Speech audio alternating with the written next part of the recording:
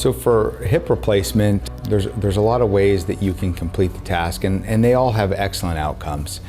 I do think that the population of patients that I typically get really wanting to live that active lifestyle and get back in the game or get back to work or whatever it is as quick as possible, they really do benefit from a more minimally invasive approach that is muscle sparing. Specifically, the way I like to approach hip replacement is through an anterior approach. This does not cut any muscles.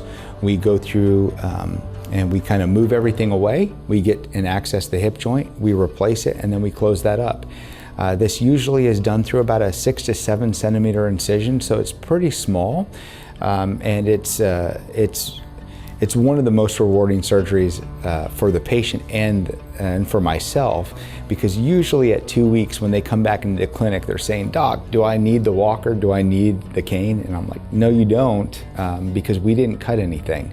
Everyone's going to need a little assistance early on just because you went through a major surgery. However, this approach specifically has been a really big advancement for patients in that early post-operative course.